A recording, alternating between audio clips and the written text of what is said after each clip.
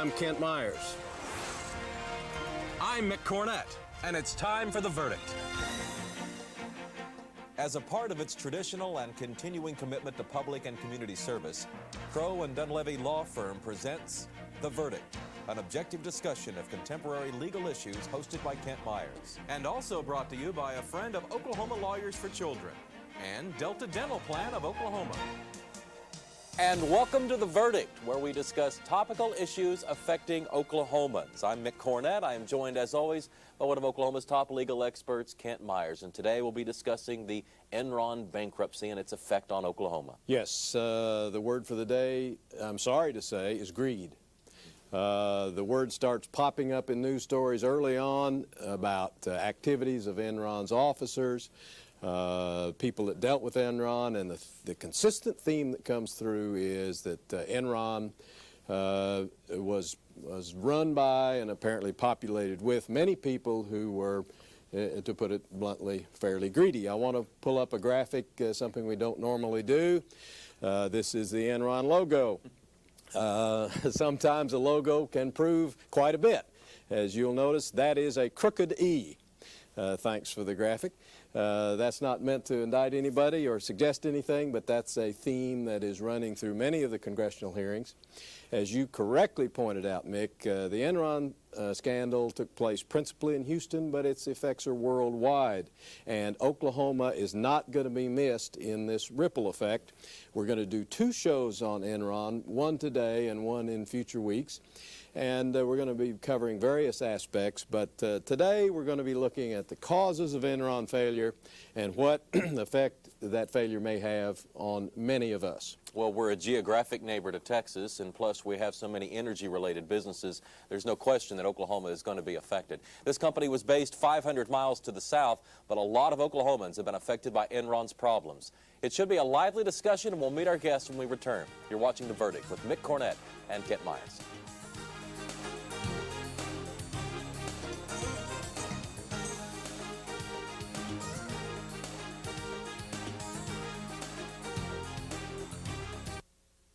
The Journal-Record is pleased to be a sponsor of The Verdict. The Journal-Record, since 1903, the best source of Oklahoma business news and legal information. I enrich our cultural landscape. I help define our quality of life. I am one of 4,000 artists in central Oklahoma who receive support from Allied Arts, this community's united arts organization. I am an allied artist.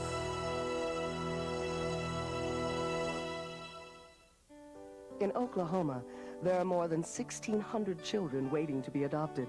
They're of all ages, and for many, home has been a source of pain and conflict. They've dreamed of finding a better life and a loving family. Consider adoption. For more information, call 1-877-OK-SWIFT or visit the website www.okdhs.org. Adopt. It may be the toughest job you'll ever love. And Blankenship has stopped at the line of scrimmage. No gain on the play. Leading at 4th and 7 on the Tiger 46-yard line. 38 seconds on the clock. The Tigers have no choice but to go for it. Wiggins had to do the kicking. Here's the snap. And the kick is away.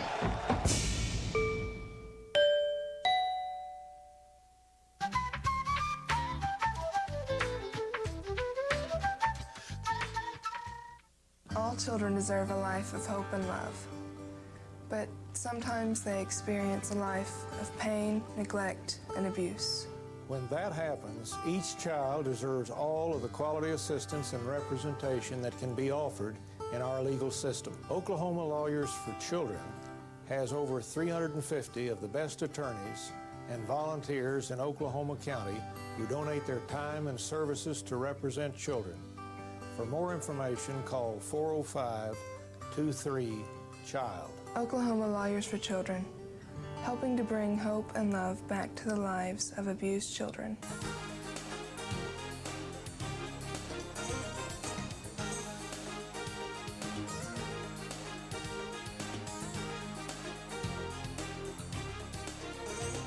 Welcome back to The Verdict. Mick Cornett with Kent Myers, who's going to introduce our guests. Pleased today to have two guests with us that know an awful lot about the Enron saga. On my right is an old friend, Dr. Don Murry, an economist, PhD economist, Vice President of C.H. Guernsey Company, a professor emeritus, which he tells me means retired, from the University of Oklahoma, where Don taught economics. Don teaches, writes, consults, and testifies in energy economics matters, and is an expert in how the energy market works and how deregulation has affected all of our lives, and has spent a good bit of time studying the Enron matter. Don, thank you very much for joining us. I'm very pleased to be here, Ken. Before I go on to the next guest, you're with C.H. Guernsey and Company. What just generally is the business of C.H. Guernsey? C.H. Guernsey Company is an engineering consulting company headquartered here in Oklahoma City. How many offices do you have? We have 9 offices in 6 states.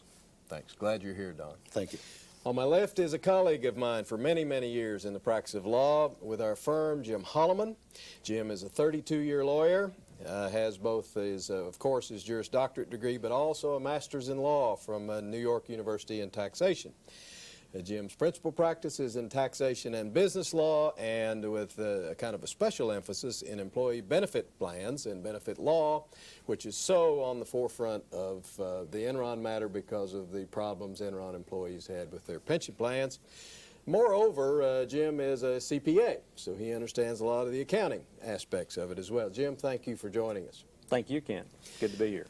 Glad to have you. Don, what was Enron's main business? We hear about them being in broadband communication, all sorts of things, but what was their core business? I'd say their core business was the natural gas pipeline business. That's when Enron was formed, 1985, when Houston Natural Gas and InterNorth, which was a Omaha, Nebraska pipeline company, merged. So Enron's just been around since '85 as an entity. Enron began in 1985. Okay. And the core business started as gas pipeline business. It became, they acquired or merged with Transwestern, which is a pipeline running to California, and Florida Gas, which is a pipeline, of course, going to Florida and the East Coast. Enron became the first border-to-border and coast-to-coast pipeline.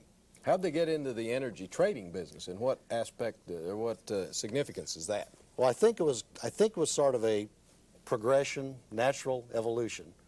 When they became such a widely diverse pipeline company, they were able to move gas from one end of the country to the other.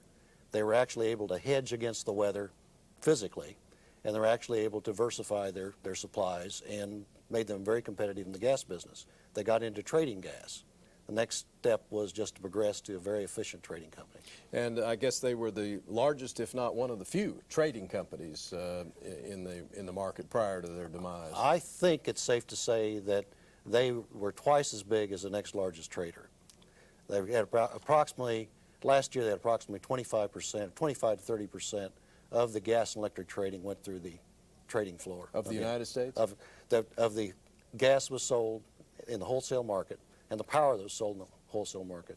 They had about 25% of the market. Man, large concern. Jim, tell our viewers as succinctly as you can, why did Enron fail? Well, in connection with this transition of their business to a trading company, they needed sufficient liquidity to be able to cover all the transactions that were going through this trading floor, as Dr. Murry just said, 25% of the approximate U.S. wholesale market. And that liquidity had to come from different sources, and some of their sources were running out, so they created these alleged independent partnerships, to which they did a bunch of transactions to try to shore up the value of their stock and to increase their liquidity from outside sources and reduce what they were putting on their balance sheet and income statement from these assets they were trying to hedge. Well, let's pull up a graphic, if we may, dealing with Enron share price. Just briefly, Jim, what is this? What time period does this cover, and what does this tell us? This graphic shows us the price of Enron stock on the New York Stock Exchange until it was delisted from about August 15th, 2000 through November 20th, 2001. So is it 90 in August 15th, 2000, down to zero? And each of the intervening dates between there is approximately when the quarterly earnings reports were released by Enron and filed with the Securities and Exchange Commission. So you can see during this time period, the stock just gradually, continually declined. But also during this same time period, they were reporting internally in their financial statements these profits that were from these alleged independent partnerships, so-called fictitious profits. But why, if they're reporting profits, albeit fictitious profits, why did the stock ultimately go down to zero? Because the market lost faith or confidence in Enron's financial reporting and in their capability of being able to fulfill their trading platform commitments on liquidity. And ultimately, the value of their stock was what was shoring up that whole thing through these partnerships, the way they were structured. And then finally, when the word got out that these were false profits, the bottom fell out. Yes, on the graphic, the bottom fell out shortly after the income statements or financial statements were restated. In November 8th was the public release of that, and it dropped dramatically on that time period, and ultimately when the company was delisted it went to zero. The majority of the people that lost the money, I think there's a perception that these were people at the top of the pyramid, they got out, but the people at the bottom of the pyramid were stuck, left holding their money in a retirement fund or whatever. Can you put a percentage on that or give us an idea? Is that an accurate assessment? There may be a greater majority of individuals that were Enron employees, some 20,000, who had Enron stock in their company or employer ESOP matching contribution account inside their 401k plan. But monetarily, it was not a great proportion of the total loss of the market value. Most of the total loss was outside Enron? Yes. In the market generally? Yes. Well, with Enron gone, Don, and the principal trading company gone, will someone take its place? Well, UBS Warburg is trying to restart.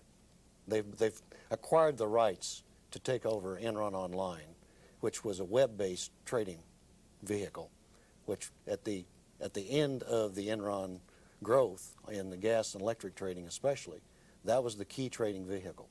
It did about 50% of the transactions, and we're referring to about a $700 billion a year business here. So with Enron gone, there's going to be somebody step up and take its place. We're not going to be without a market maker. Well, the interesting thing is that with Enron out of the market, the question is, how do people do business? Yes. And they very creatively found ways to work around the fact that Enron was no longer pricing these major commodities. And then there's a possibility that UBS Warburg, because of their liquidity, an investment banking firm, will be able to provide the liquidity to restart Enron online trading. That's still an open question, I think. Let me jump in here and get us to a break. We're discussing Enron, the bankruptcy, and its effect on Oklahoma. We'll be right back.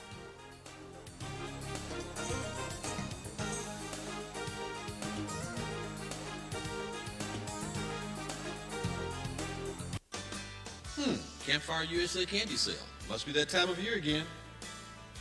Would you like to buy some Campfire USA candy? Well, where does the money go? Your support helps Campfire create fun, educational programs for us.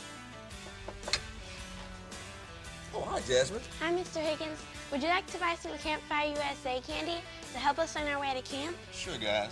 You know this one. For nearly a century, Campfire USA. Today's kids, tomorrow's leaders. It's for the kids. St. Gregory's University has been changing the lives of people like me for 125 years. Affordable, private Catholic education, balanced with dedication to community and service, makes St. Gregory special. We're extremely proud of our students' outstanding academic achievements and our nationally ranked athletic teams. It's when you help a student build a future of balance, integrity, and service that you change a life forever. St. Gregory's, a community for life. Yesterday was plain awful. You can say that again. On Broadway is Oklahoma's premier youth musical theater company. Bringing our daughter here was one of the smartest things we've ever done. I've learned a lot. I've gained a lot of confidence. They helped me develop talents I never knew I had. And it's fun. On Broadway, Oklahoma's premier youth musical theater company. Now enrolling in Edmond. Call 330-CAST. That's 330-2278. Every day, in state governments throughout the country, crucial decisions are being made that affect the lives of children and their families. But as this process takes place, Children are often left voiceless. When these children raise their hands to be heard, is anyone listening? There are people listening. They are child advocates. Join us and raise your hand for kids.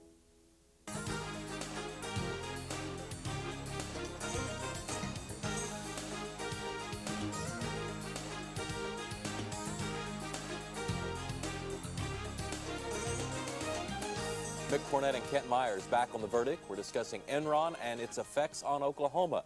We are joined by Dr. Don Murry and Jim Holloman. And Kent, where are we here? We've talked a lot already about why Enron failed. Let's see what the effect of the Enron failure is. And Don, let me start with you. What do you think the effect of the failure of Enron will have on the people that were customers of Enron? Well, I think with the customers, we think of the people buying gas, buying power, and of course there are many other businesses. They were doing, as you mentioned, broadband, forest products, and so forth. But I think their original and core business was the gas and electric area. I think of their major customers as the purchasers or sellers to Enron through their trading floor. Yeah. And one of the big impacts is the biggest player in the market that was actually setting the price and really making the market has disappeared.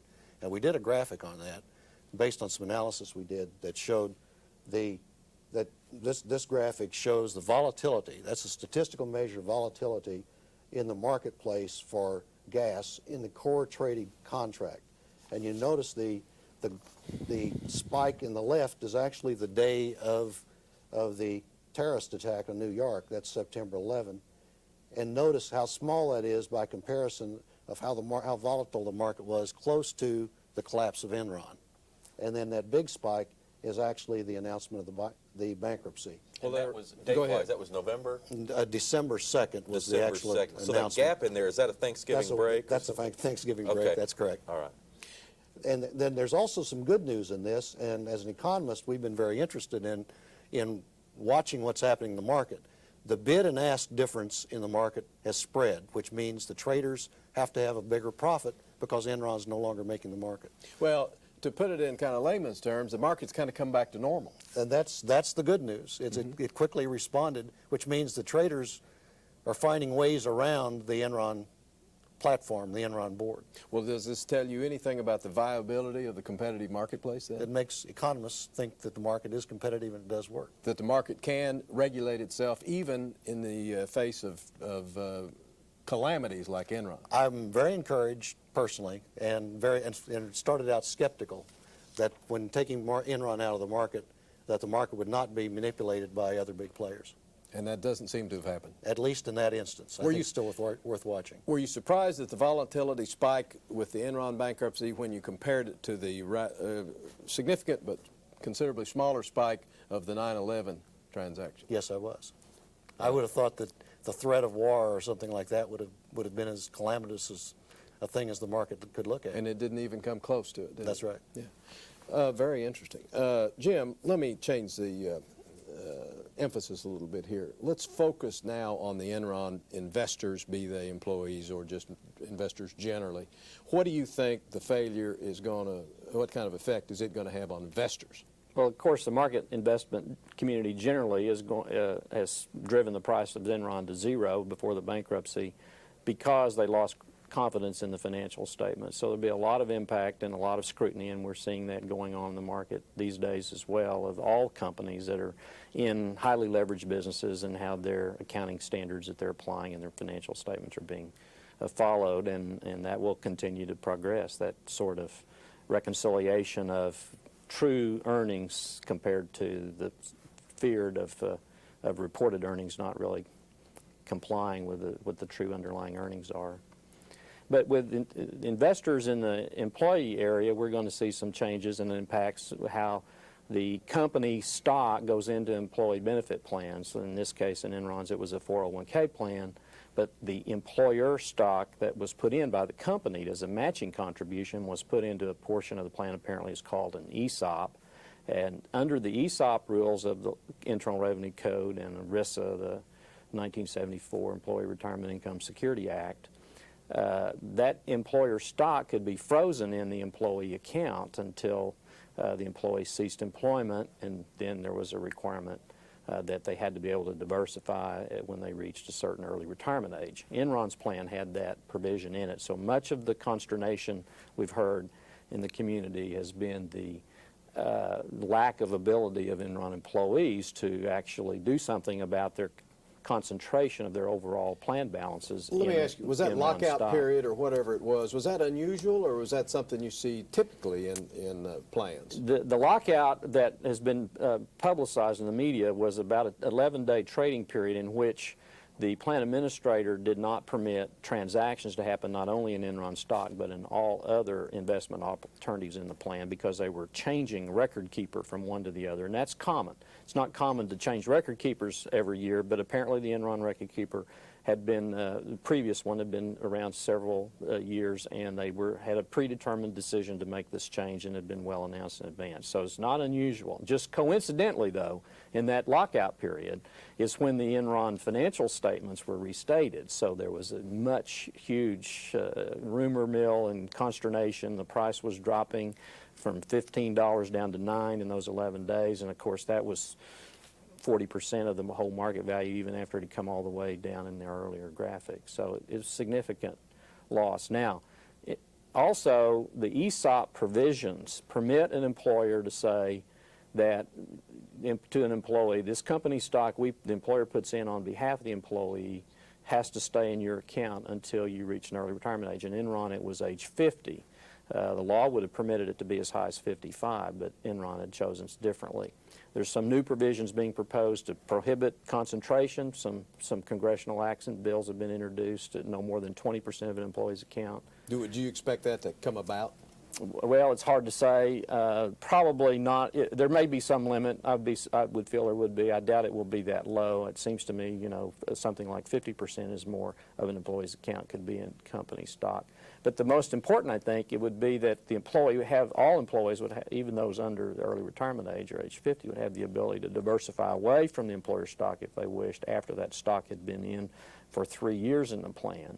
And that way, employees could make their own decisions about it based on the financial information and understanding they had. That's the administration, President Bush's proposal, instead of a limit, is to put it on for only 3 years. About a minute left. Don, in a minute, or as much as you can, close to that time, tell our viewers what effect on you, me, the consumer, what effect are we likely to see, if any? I think the consumer will see some higher prices in these areas. What areas? Natural gas? Natural gas and electric, the ones I particularly are watching, and I can't really speak to the other commodities traded, but the consumer probably won't know it because the costs will be at the wholesale level. The utilities buying gas or the utilities swapping power among themselves, their costs will go up because transaction costs are up. That will flow through in slightly higher costs, which the consumer will probably not know they're there. The question is whether or not the market is going to be more efficient or less efficient, or it can recover to the level of efficiency it was before, which is low-cost trading, and the consumers do benefit from that. Time will tell. We're going to have to jump in and wrap it up. Dr. Murray, thanks for coming by. Jim, appreciate you stopping by. Thank you. We're going to have to do another show on this Enron bankruptcy saga. We'll be right back with the final segment after this.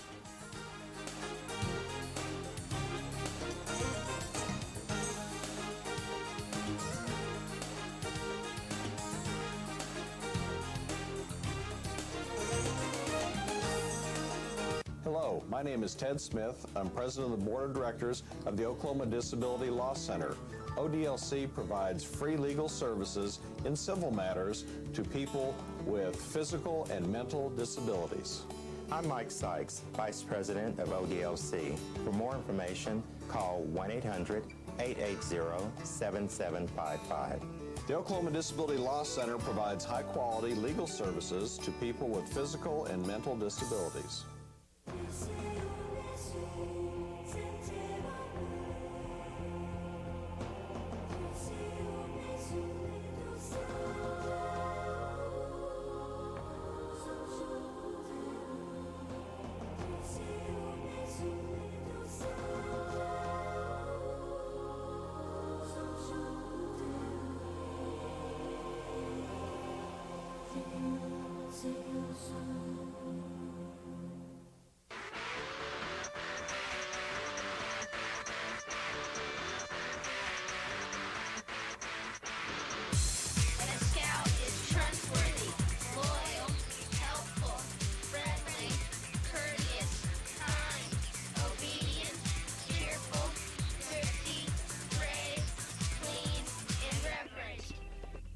Boy Scouts of America, where above all else, character counts. Bringing out the best in each student. That is the simple goal and tradition of Heritage Hall. The focus on the individual shapes the educational experience at Heritage Hall. Each student benefits from small classes, able, dedicated teachers, a solid academic curriculum, and exceptional co-curricular programs of athletics, arts, community service, and other activities, parental involvement, personalized counseling, and the development of responsibility, integrity, and love of learning. If you want education taught with pride, then you want Heritage Hall.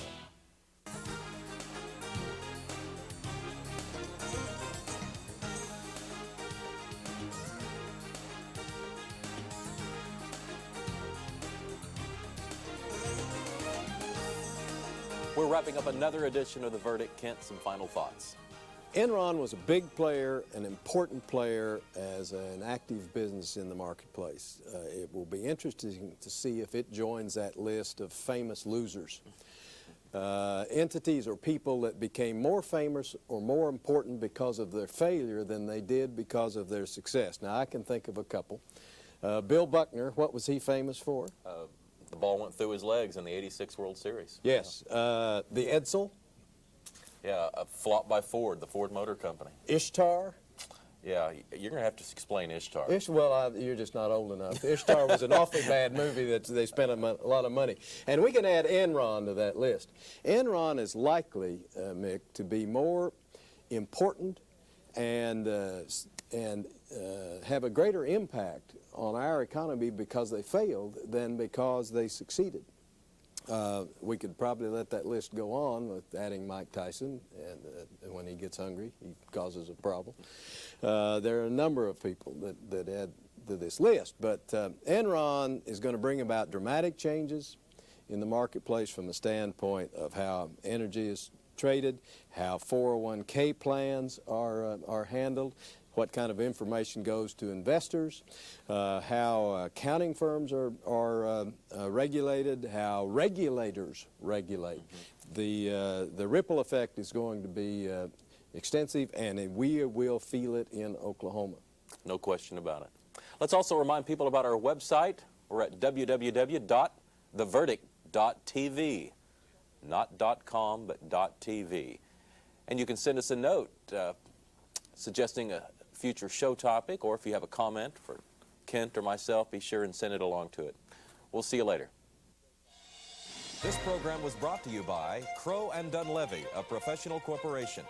And also brought to you by a friend of Oklahoma Lawyers for Children and Delta Dental Plan of Oklahoma.